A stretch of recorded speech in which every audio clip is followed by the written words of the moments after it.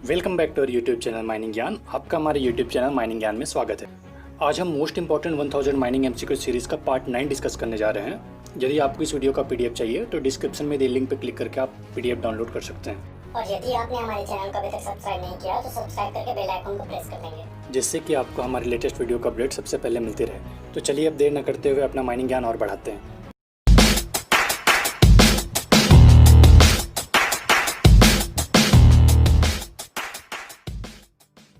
तो आज का फर्स्ट क्वेश्चन है, rope used for winding purpose is. Winding purpose के लिए कौन सा रोप यूज किया जाता है?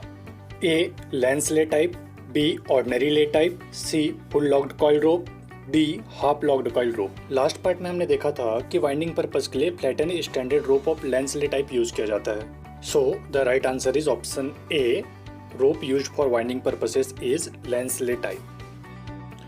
Next question is, the lowest ratio of metallic cross-sectional area to the rope cross-sectional area occurs in। metallic cross-sectional area और rope cross-sectional area का ratio lowest होता है A round strand rope, B flattened strand rope, C half locked coil rope, D full locked coil rope। Right answer है option D full locked coil rope। Next question is, rope used for haulage transport in underground mine purposes is। Underground mine में haulage transport के लिए कौन सा rope use किया जाता है? A lang's lay type, B ordinary lay type, C full locked coil rope, D half locked coil rope. Last part में हमने देखा था कि हॉलेज ट्रांसपोर्ट के लिए लेंस ले और रेगुलर ले दोनों ही टाइप का रोप यूज किया जाता है, बट लेंस ले को ज़्यादा प्रेफर किया जाता है। So right answer is option A, rope used for haulage transport in underground mine purposes is lang's lay type. Next question is, a 6x19 wire rope would be. एक 6x19 wire रोप का मतलब होता है, हमें पता है कि 6x19 वायर रोप का मतलब होता है कि उस वायर रोप में 6 स्ट्रैंड है और हर एक स्ट्रैंड में 19 वायर्स है। So the right answer is option C, 6 strands with 19 wires in each strand. Next question is, direct rope haulage works in. Direct rope haulage work करता है ए सिंगल ट्रैक में, B double track में, C both, D none. Right answer is option A, direct rope haulage works in single track. But यदि endless rope haulage की बात करें तो वो डबल ट्रैक में वर्क करता है। डायरेक्ट रोप हॉलेज के साथ स्लिप रिंग मोटर यूज होता है, तो एंडलेस रोप हॉलेज के साथ स्क्वायरल केज मोटर यूज होता है, जबकि ग्रेविटी हॉलेज में कोई भी मोटर की रिक्वायरमेंट नहीं होती है। एंडलेस रोप हॉलेज के साथ क्लिप-डाउन पुली यूज होता है, तो ग्रेविटी हॉलेज के साथ jig pulley. Next question is, endless rope haulage is suitable in. Endless rope haulage suitable होता है ए फ्लैट ग्राउंड में, बी अंडुलेटिंग रोडवे में, सी स्टीप ग्राउंड में, D none. Right answer is option A, endless rope haulage is suitable in flat ground. इसके अलावा ध्यान में रखिएगा, direct rope haulage is applicable for minimum gradient 12 degree. Main and tail rope haulage is suitable for undulating roadways and minimum gradient for gravity haulage operation is 14 degree. Next question is, the type of rope haulage suitable for undulating roadways is. Undulating roadways के लिए कौन सा rope haulage suitable होता है? Option A direct rope haulage, option B endless rope haulage, option C gravity haulage, option D main and tail rope haulage. हमें पता है कि अंडुलेटिंग रोडवेज के लिए main and tail rope haulage use किया जाता है, so the right option is D. Next question is, clip-down pulley is used in. Clip-down pulley किस में यूज होता है? तो कुछ देर पहले मैंने बताया था कि एंडलेस रोप हॉलेज के साथ क्लिप-डाउन पुली यूज होता है, so the right answer is option B, clip down pulley is used in endless rope haulage. Next question is, jig pulley is used in. Jig pulley use किया जाता है A direct rope haulage में, B endless rope haulage में, C gravity haulage में, D main and tail rope haulage में। हमें पता है कि जिग पुली ग्रेविटी हॉलेज के साथ यूज किया जाता है, so the right option is C. इसके अलावा हमें यह भी पता है, minimum gradient for gravity haulage operation is 14 degree. This is a haulage without any power और external source of power. Loaded tubs are transported from top of the incline to the bottom with the help of gravity, and simultaneously empty tubs moves from bottom to the top of the incline. Next question is, slip ring motor is used in। slip ring motor use होता है A direct rope haulage के साथ, B endless rope haulage के साथ, सी gravity haulage के साथ, D main and tail rope haulage के साथ। तो मैंने बताया था कि slip ring motor direct rope haulage के साथ यूज होता है, तो squirrel cage motor endless rope haulage के साथ यूज होता है, so the right option is A. Next question is, squirrel cage motor is used in A direct rope haulage, B endless rope haulage, C gravity haulage, D main and tail rope haulage. Right answer is option B, squirrel cage motor is used in endless rope haulage.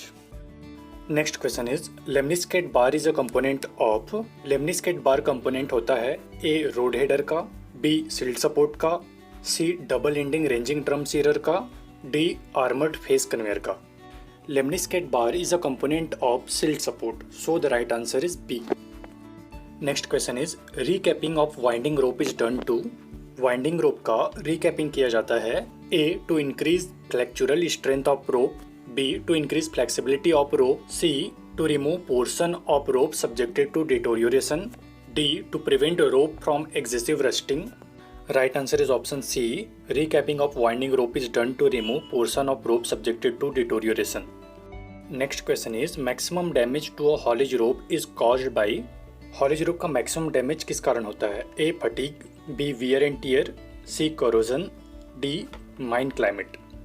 Right answer is B, maximum damage to haulage rope is caused by wear and tear. Next question is the sequence of attachments between the winding rope and the cage is। Winding रोप और cage के बीच लगे attachments का sequence क्या होता है? तो चलिए suspension gear arrangement के डायग्राम से देखते हैं कि उसका अटैचमेंट्स का सीक्वेंस क्या है। सबसे पहले है रोप, फिर केपल, फिर सेफ्टी हुक, इसको डिटैचिंग हुक भी बोलते हैं, फिर है एडजस्टिंग चैन, इसको बुल चैन भी बोलते हैं, उसके बाद है डिस्ट्रीब्यूशन प्लेट, इसको ट्रायंगुलर प्लेट भी कहते हैं, उसके बाद है केज चैन, सेफ्टी चैन और लास्ट में है केज हैंगर।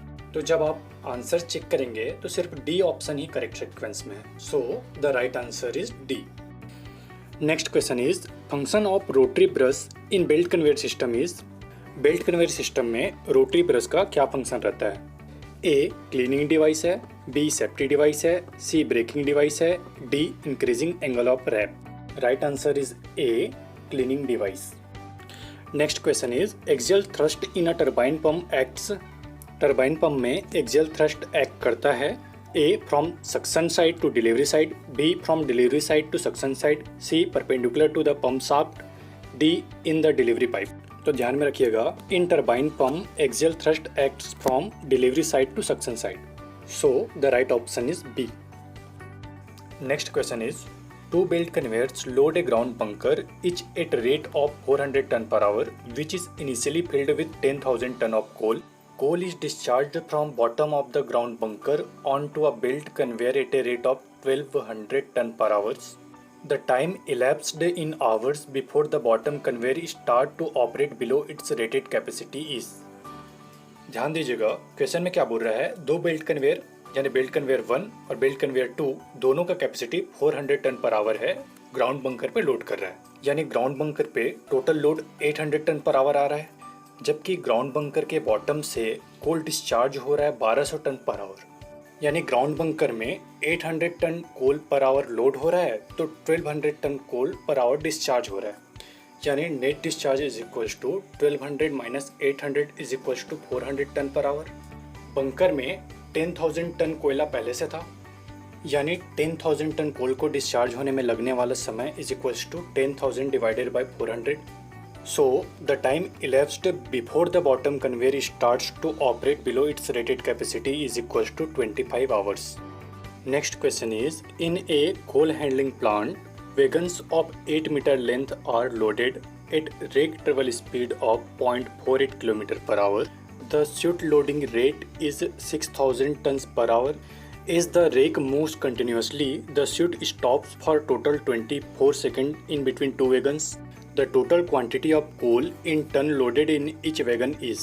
तो ध्यान दीजिएगा, लेंथ ऑफ वेगन कितना दिया है 8 मीटर, शूट लोडिंग रेट कितना दिया है 6000 ton per our. 6000 ton per our को अगर टन पर सेकंड में कन्वर्ट करेंगे तो क्या होगा 6000 डिवाइडेड बाय 3600, यानी chute loading rate is equals to 1.67 ton per second.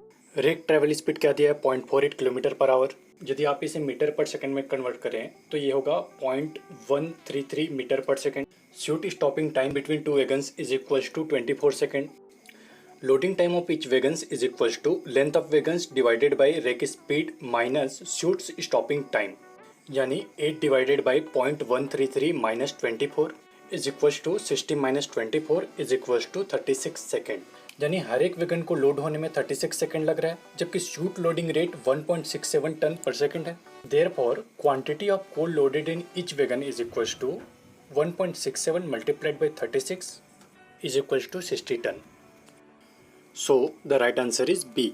तो चलिए आज का लास्ट क्वेश्चन देखते हैं। The RMS torque of 3.8 meter diameter winder is 109 kilo newton meter If the rope speed is 7.6 meter per second the motor power required to run winder is.